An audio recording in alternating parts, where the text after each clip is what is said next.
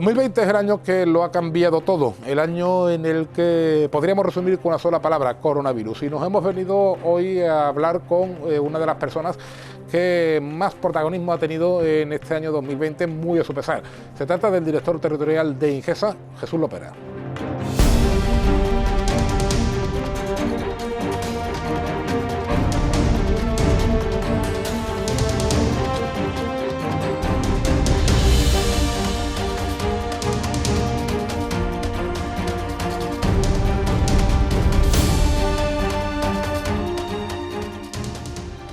Bueno, pues nos encontramos con el que entiendo muy a su pesar ha sido uno de los grandes protagonistas de este año 2020, es el director territorial de Ingesa, don Jesús Lopera. Don Jesús, digo que muy a su pesar porque cuando hace un año empezamos a recibir noticias de que algo extraño estaba pasando en un confín perdido de China, ni en sus peores sueños nos podríamos imaginar ninguno, ¿verdad?, que este año 2020 iba a discurrir como ha discurrido. Efectivamente, y buenos días. Efectivamente, no era un tema que se esperase. Empezaron a salir noticias, como bien ha dicho, a principios del mes de diciembre, y luego pues ya fue incrementándose a lo largo de los meses. En el Ingesa nos pusimos a trabajar desde finales de diciembre, primeros de enero. Aún así, tampoco teníamos la certidumbre de todas las cuestiones relacionadas con el coronavirus. Había mucha incertidumbre, había muchas incógnitas, y tampoco de la evolución que iba a tener durante tantos meses en la que todavía estamos. Por lo tanto, el 2020 está siendo un periodo bastante duro, especialmente en todos los sectores, ¿no?, pero en Ingesa, porque además de la situación de la pandemia, pues hay que seguir actuando con el resto de los usuarios en otras patologías, en otras enfermedades y en otras cuestiones. Quiere decir que el Ingesa no solamente está centrado en el tema del coronavirus, como no puede ser de otra manera, sino también en el resto de sus actividades diarias, que son muy amplias. Una de las críticas que se le ha hecho a la administración en general, el gobierno central, autonomía, Ministerio de Sanidad, etcétera, ha sido la falta de previsión a la hora de evaluar la que se nos venía encima. ¿Era absolutamente imposible prever esto, no voy a decir al 100%, pero sí en un porcentaje elevado, o cabe un resquicio para la autocrítica? Vamos a ver, la autocrítica siempre es positiva, porque de todos los problemas se aprende, ¿no? No es una crítica negativa en cuanto a criticar porque sí, sino que la crítica es buena porque de ahí se aprende. Vamos a ver, hay unas circunstancias generales que son comunes a la mayoría de las pandemias que se transmiten por vías respiratorias. Eso se conocía y se conoce desde la antigüedad. Pero luego las características del virus, la forma de transmisión del virus, el tiempo en el que el virus permanece, el tiempo en el que el virus tarda en que inmunice a una persona, el número de personas a las que infecta el virus, que es muy distinto a otros virus. Eso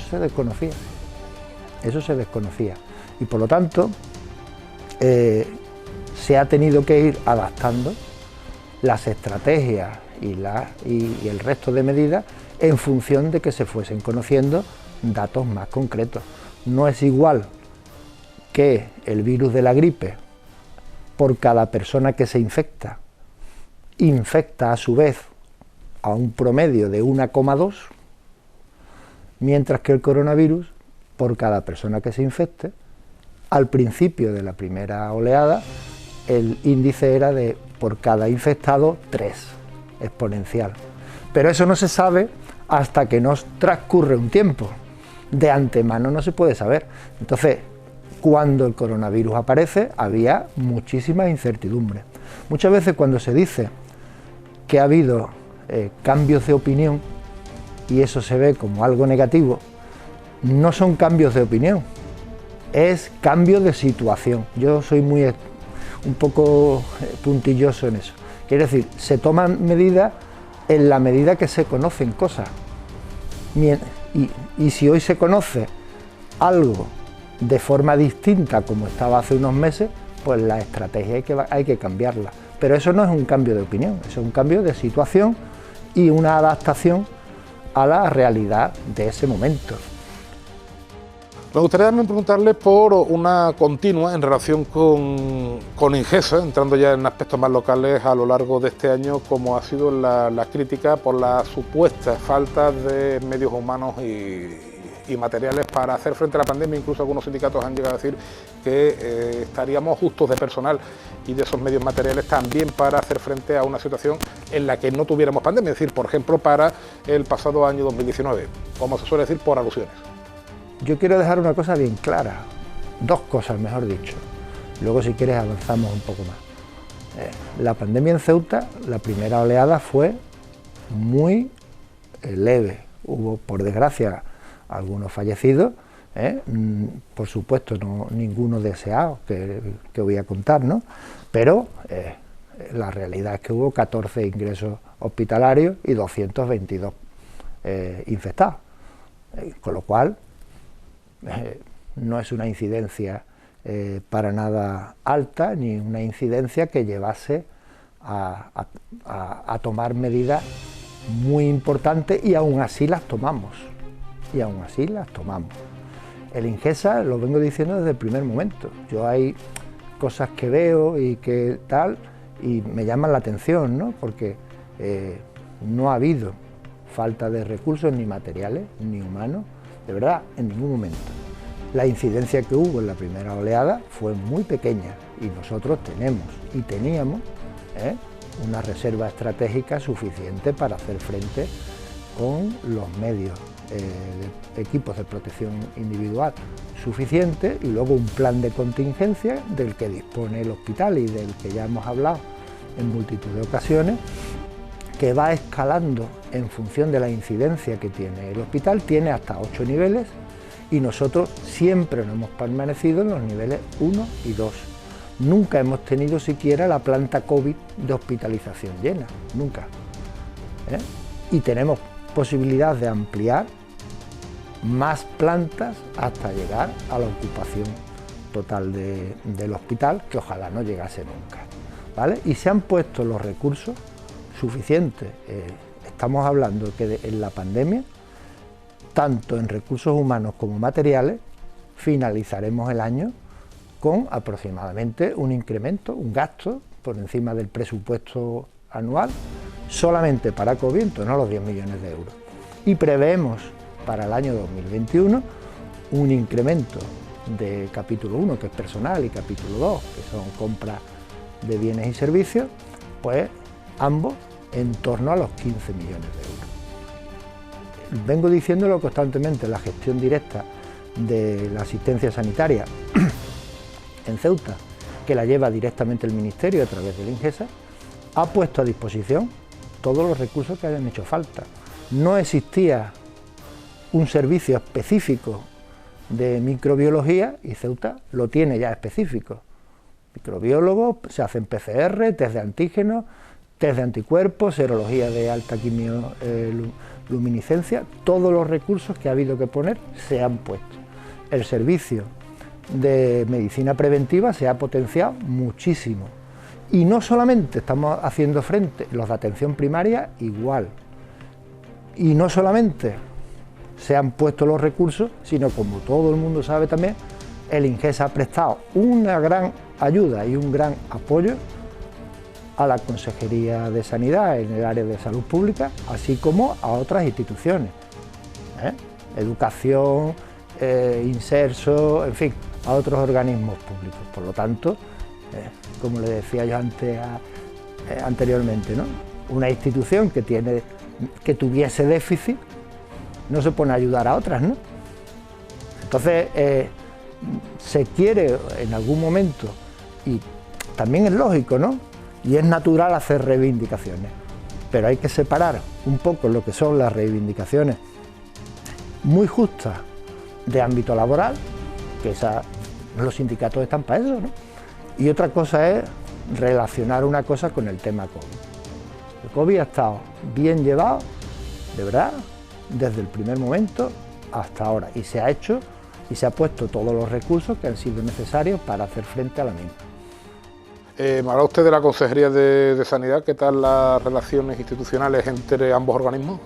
Desde primera hora, no sé si ha habido algún momento de ese encuentro, y me va a permitir que en este sentido amplíe la pregunta. Bueno, pues por esa diferencia, volvamos a explicar por favor esa diferencia en el cuenteo de datos. INGESA da una cifra de contagiados, Sanidad da, el Ministerio da otra, cuando al final, bueno, estamos hablando de dos cifras dadas a fin de cuentas por la misma institución, que es el Ministerio de Sanidad. Me gustaría preguntarle, bueno, pues por ambas cuestiones, ¿no? Tanto por las relaciones con la Consejería de Sanidad con la Ciudad Autónoma y por este desfase, vamos a decirlo así, en contable. Por lo primero, decir que no cabe desacuerdo entre dos instituciones públicas. Sí, tanto el consejero de Sanidad como yo mismo, no cabe que tengamos desacuerdos, ¿vale? Eso es así. Las relaciones con el consejero de Sanidad, además de institucionales, también las personales son muy buenas, y la coordinación ha existido siempre. Donde hay coordinación y donde hay problemas, puede haber diferencias de criterio en un momento determinado, pero eso no son disputas, ni son peleas, ni son distanciamientos. Eso es lo habitual, cuando se tienen problemas complejos y que hay que intentar solucionar de la mejor manera posible. Pero, repito, las relaciones con la Consejería de Sanidad y con el consejero, tanto en lo personal como en lo institucional, han sido y son buenas, ¿vale? Nos hemos tenido que enfrentar a problemas complejos y hemos hecho lo que es. Es cierto que como nadie, en principio, tenía una estructura preparada de esa envergadura, el INGESA ha tenido que colaborar en muchas cuestiones que son competencias de la Consejería de Sanidad y hemos ayudado perfectamente, como es la encuesta de cero prevalencia, otro tipo de cuestiones. Y seguimos coordinándonos, como ahora nos coordinaremos con las vacunas. Respecto a la segunda pregunta, ¿tiene fácil explicación? Nosotros hemos estado dando a las 12 de la mañana, de forma conjunta, la Consejería de Sanidad y el INGESA, durante muchos meses, ¿vale? Hay que decir que hay un desfase que de alguna manera lo hemos hecho por favorecer a los medios locales. La estadística que se manda al Ministerio es de 00 horas a 00 horas, ¿vale?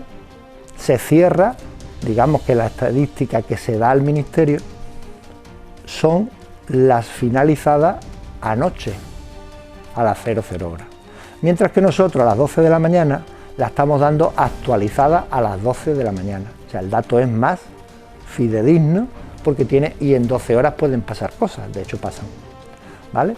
Eso provoca un pequeño desfase dependiendo de la incidencia, pero no es un desfase motivado por nada, simplemente porque la información que damos a las 12 de la mañana es la información a las 12 de la mañana, mientras que la oficial se corta de 00 a 00 del día siguiente.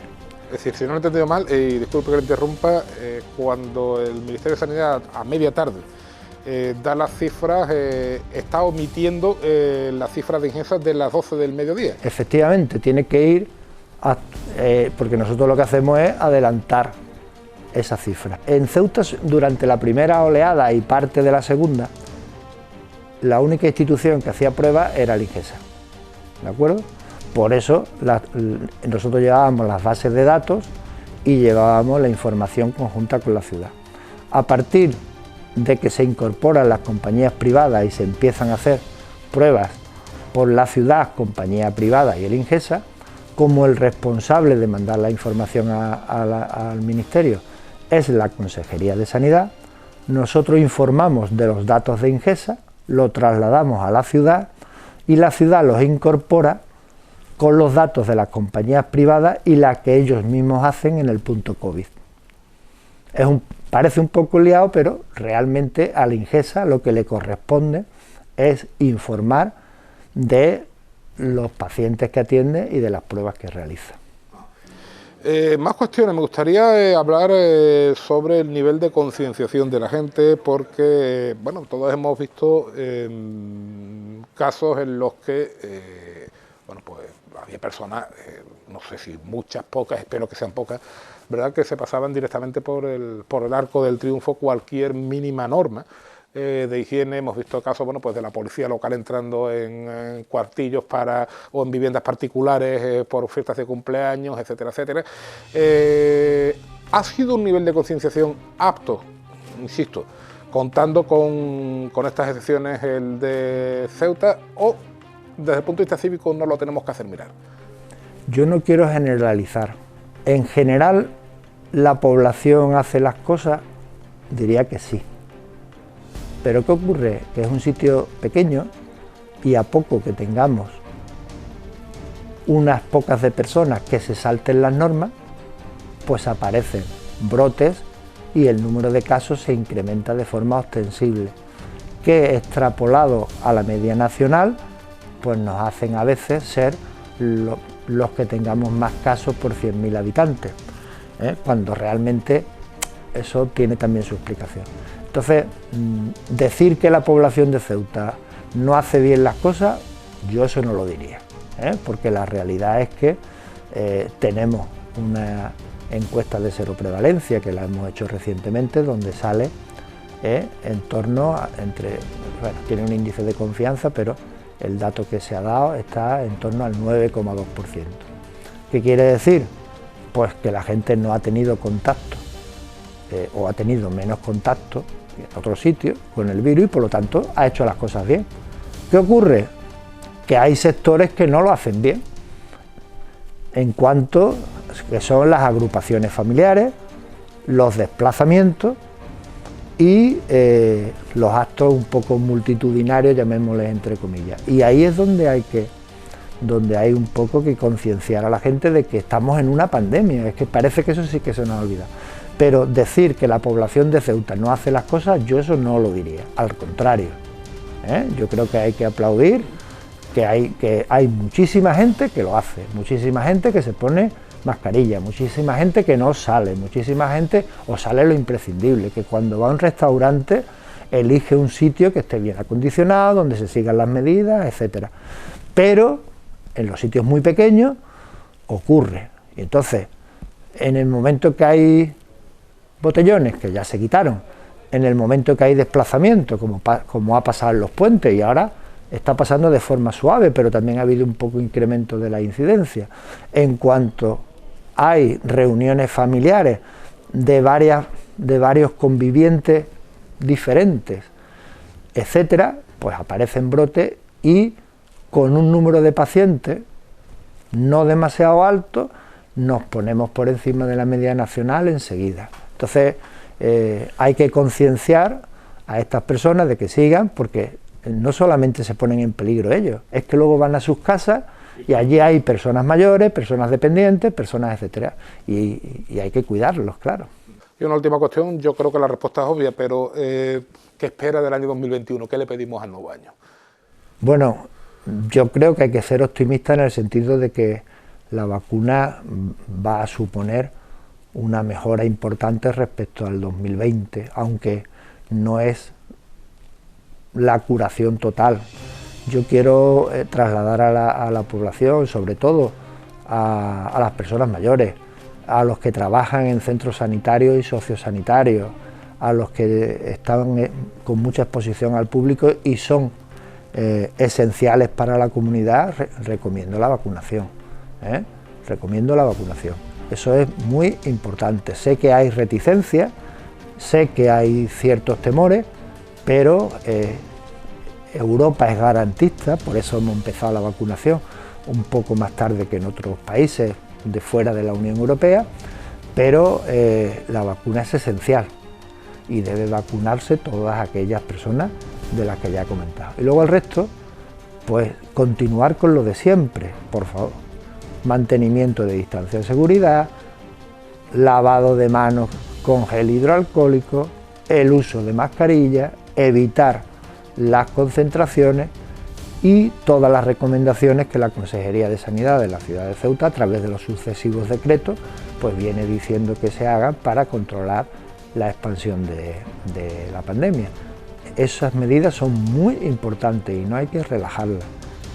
Llevar las mascarillas correctamente, que va uno por la calle y va viendo gente que lleva mascarilla, pero no la lleva bien, eso no sirve de nada, ¿eh? Ya que tienes la mascarilla, ya que la tienes puesta, amigo mío, póntela bien, ¿no? Pues ese tipo de cosas son muy importantes el incidir, y sobre todo con el esfuerzo que se ha hecho en todo el mundo para tener mascarilla, para tener vacunas, que no haya reticencia en vacunarse. Doctor Lopera, muchas gracias y feliz año. Felicidades a todos vosotros, gracias por venir.